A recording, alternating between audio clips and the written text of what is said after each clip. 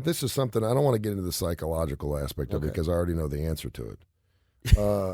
So a couple of years ago, this was my 9-year-old post of the day. My 9-year-old daughter who just asked me some crazy cool questions. She's awesome. They're into fidgets, right? That the little fidgets, yeah. Anything that has to do. We used to twiddle our thumbs.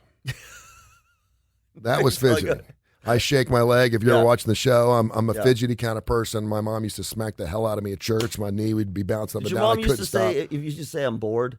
If you say no, bored, I wasn't bored. I just can't stop moving. Did you say okay? So we used to say, we'd whine. Yeah. I'm bored. My parents would say, "Fine, twiddle your thumbs." Yeah, my daughter does say she's bored a lot. Yeah, and then she'll be passed out by 5 minutes later. So they're into these fidgets. So we got the spinner things. Yeah. And I'm like, and this came out about 2 or 3 years ago. And I'm like, okay, what is this? And of course, they were like $10. Now they're like $1, and you can find them at every gas station. There's fidget things everywhere, and I'm like, okay, these are for fidgety kids that seem, and adults, and evidently they're okay to use in school. I guess I don't know if these were introduced in school. I don't know because she got it from a teacher that said, if you just can't keep maybe you just need to look at something that spins around in a circle for a while. And I'm thinking, okay, we got ADD issues in our kids. Yeah. Is this not adding more chaos and things that are moving and strange and things that we're looking at? I mean, it's not. And then a lot of kids are getting this because they're like tops. We had tops, spinning tops. It was cool. We watched spinning tops, and now you see how long ago and we're timing it and this and that. So now she's into these fidget poppers. You know what fidget poppers are? You lost. They're these rubber mats. If they were big enough, you could use them as mats in your car. They're these little mats. They're like this big. They come in different shapes. There's unicorns. There's hearts and stuff. And they got these little pop things on them, and you pop them, and then you flip it over and you pop it out. Like when we did popping paper, like wrapping paper. Not right. Yeah, but these you can continue to pop because you pop it through the little poppers, and you flip it over and you pop it back to the other side. And they're rubber. Right. And so, does it give you the pop sound just like no, not really. Oh, see, that's the packaging. No, it doesn't. It doesn't make it. It doesn't. And she's got one that she puts in her school bag, and they trade them. And every time she sees one in a store, and you can see them at like at Shell stations, they've got these fidget poppers, and they come in like little ones. There's big ones. There's full mats. Don't you want to know who's invented that? Oh, just sitting there like. And they're like 50 cents. So she's got like 50 of these things. And they are kind of, if you're just sitting there in your chair and you find yourself just kind of popping them, and it's kind of like, and you put it down, and it's like, it's weird. So this little girl, and my daughter does this too.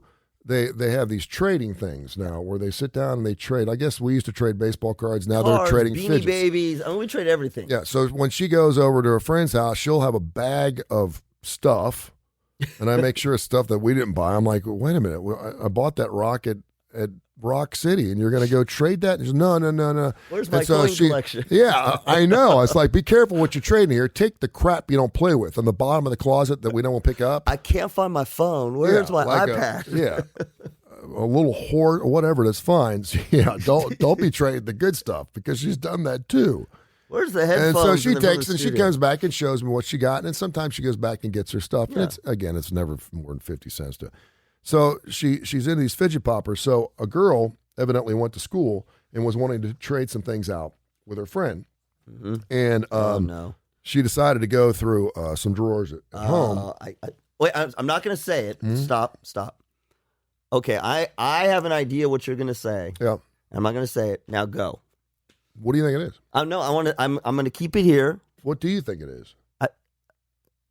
It's got to be either a vibrator or a dildo.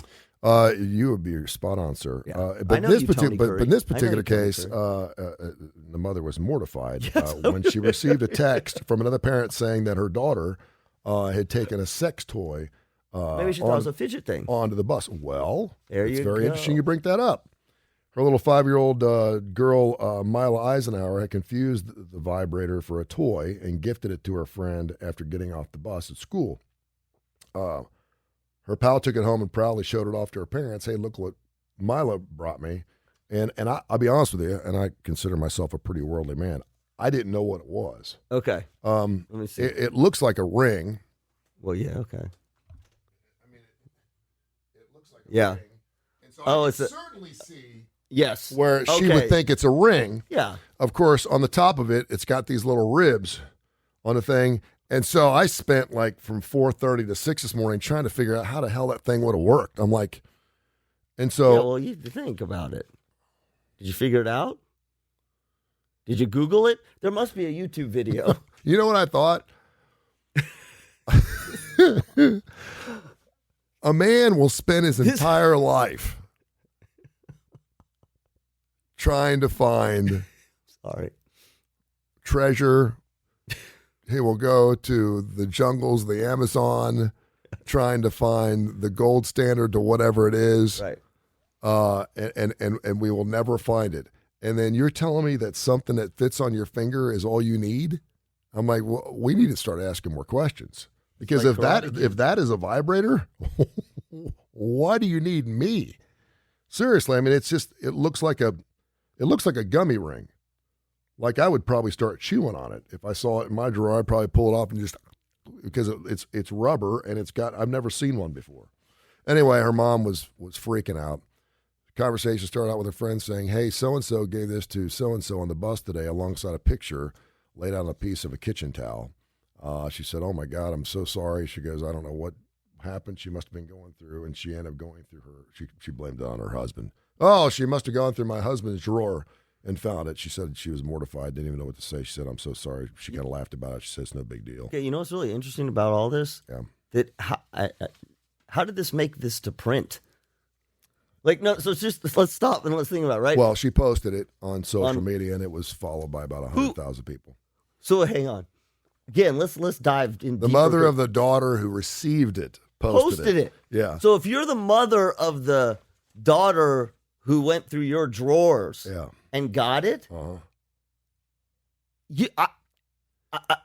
I would be, not only would I be mortified, but like if you're the mother who posted it, for the love, like have a little, I mean, that has got to be the lowest of the low. It's great. She asked her, she said, did you go through your daddy's stuff? And she lied at first, and she said, yeah. She goes, it was really stretchy. It was cool. I thought it was a great ring. So I just took it. She gave her daughter a 5-minute timeout, which is about probably as long as this ring works, in hopes her chat would keep her from going through her father. She's like, don't go through your dad's things anymore. I mean, I'm telling you. It's better than a kid that, accidentally takes crack to school, I guess. But listen, to me, the most interesting thing about that, seriously, the most interesting thing about that is how did it get to print?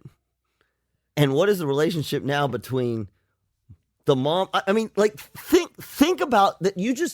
I don't even know what country that is, but here you are in Birmingham, Alabama, the United States. Yeah. And you know the story of that little girl who you named the name. Yeah. So they named the name. They named the mom. Mm-hmm.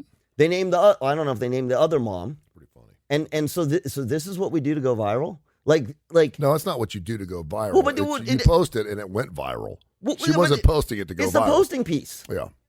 No, it's hilarious. It's hilarious. Yeah. It's hilarious. If you heard that story.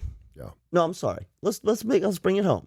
If that kind of sort of happened to you because you got a 9-year-old and she brought something home and it was, I've seen your one post. Oh, I would have posted it, yeah. You would have. Oh, yeah. Would you have mentioned it? But I know you. But would you have mentioned the name?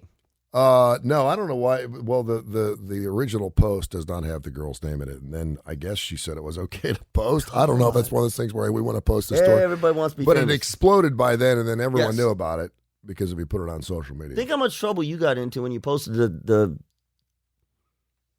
thing you saw, the dildo that you saw in the street. Oh yeah, or how controversial that was. Yeah, and I was posting it so it would go viral. So. Because you just don't see one of those in the middle. Do you know what sales of those things? No, if it was one of those things. Dude, sales of those things are going to go out the roof. I am way off course here on what women need. Because I've never seen one. I mean, I've seen different things, and there's all kinds of different hooking things and that one makes beaver sense. Things with little rib things. I mean, I get all that stuff. The question is, that's not a Brian Christine thing. Although the other one was Brian. Jeez, what are you doing today? The Trinidad was Brian Christine. This is Dr. Misty. Yeah. This is Dr. Misty. The first thing I thought of was like, how's that work? Where do you put the batteries in? There's no batteries. I know. I can't believe you couldn't figure that one out. Like, of all people, like that one makes total sense to me. Without getting into stop, let's all stop and let's have a minute, Tony. Okay, so obviously don't talk about it. Just want you to think it through. Obviously, the hole is where I would assume you wear it like a ring, right? Or am I off the baseline? You could, Depending, we don't know what the diameter is. I don't see why. Again, if you're Got a little. if you're by yourself and you're looking for some Okay. type of health to use something, I guess I could see that. You see how educational the show is? I'm gonna get a bag of gummy worms on the way home today and just see if that works. No, don't do that. Then you're gonna end up in the ER. You can't put. Do you remember when you went through your whole phase of reporting stories of things that kids put in their orifices? Oh yeah. How long have we been together? 5 or 6 years.